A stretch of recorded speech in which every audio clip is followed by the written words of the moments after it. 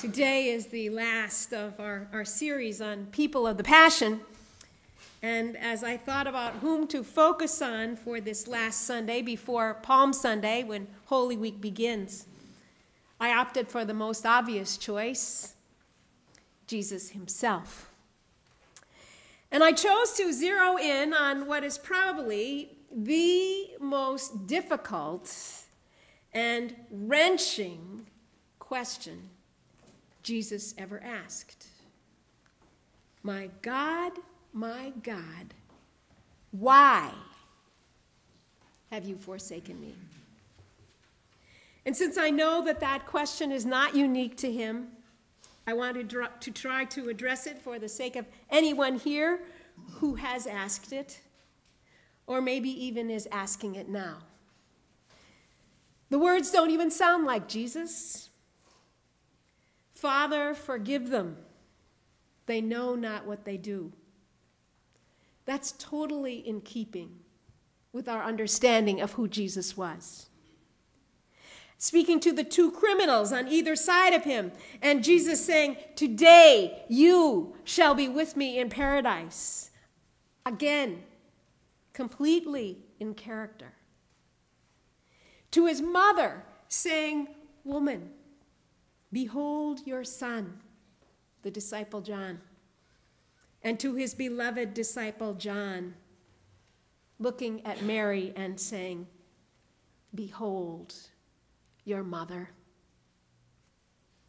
It would have been just like the Jesus we know to have said something like that. Those thoughts mesh beautifully with the mind of the man who went to the cross. But, my God, why have you forsaken me? That's strangely out of character, don't you think?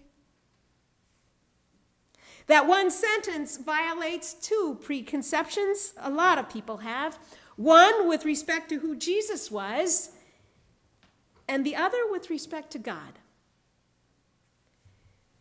First, it's disturbing in that the question makes Jesus sound as if his faith is not as firm or as steady as we might wish it were. After all, Jesus knew ahead of time that he was going to die and be raised again. He said so himself. And so why now is he crying out with a sense of abandonment? Wasn't everything going according to plan?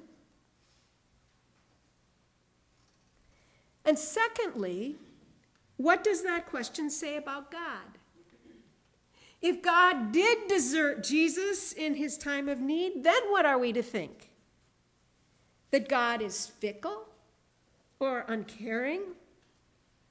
Or even worse, that he's impotent in the face of his son's own pain? These questions are upsetting because when it comes to God and when it comes to God's Son, it gives us comfort to think that we have a pretty good grasp of what they are both about. It reminds me of the story of a 7-year-old girl who was sitting at the kitchen table.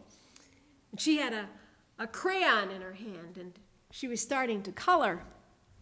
And so her mother asked her what she was drawing. And she said, I'm drawing a picture of God. And her mother was quick to respond, saying, oh, honey, you can't do that. Nobody can. People have no idea what God looks like. Well, said the girl, they will when I'm finished.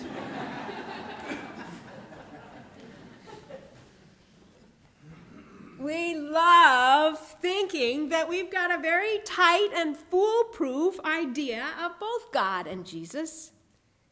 And most of the time, I dare say, our preconceptions probably fit pretty well, both with what we hear and with what we experience. But then every once in a while, a question, a haunting and disturbing question, gets asked, which throws lives into alarming uncertainty, and suddenly all bets are off. A question like, why? Why have you forsaken me? Some people dismiss the question as out of hand.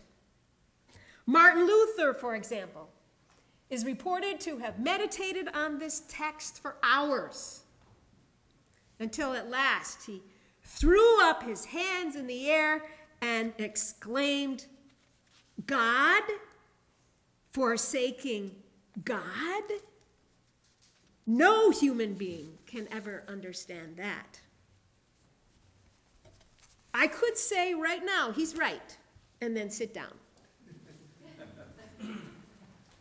But I'm not going to do it. That would be too easy. Instead, I want to take a look at how other people interpret these words. Some hear them as not being difficult, but as actually being positive. They like to point to the fact that the agonizing fourth word is followed by the fifth, which is, I thirst, and the sixth, which is, it is finished, only to be followed by the seventh word, which is the final word of resounding triumph. This is the only word I've never had a chance to preach on for these Good Friday services. It's the best one, when Jesus says, "Into thy hands I commend my spirit."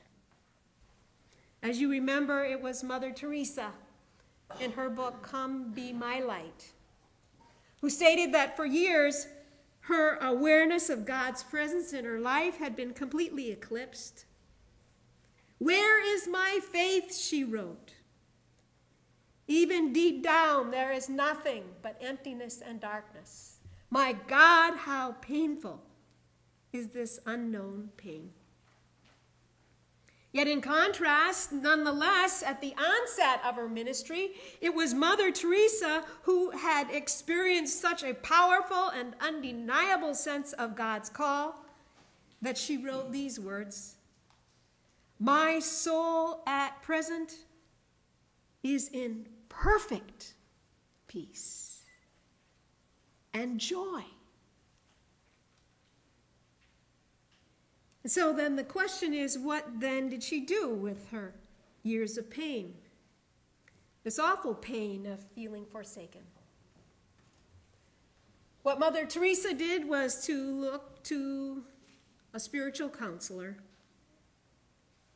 who gave her these words that she took to heart.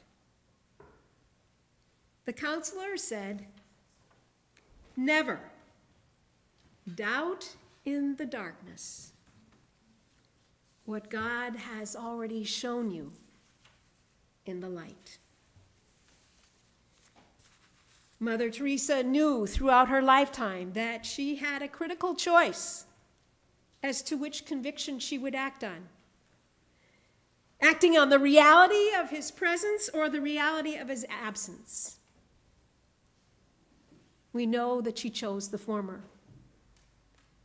And that one decision made all the difference, not only in her life, but in thousands of lives around the world. And so this morning, as we come together, focusing on this last word, the question is, which conviction are you choosing? And what difference is it making in your life? Amen.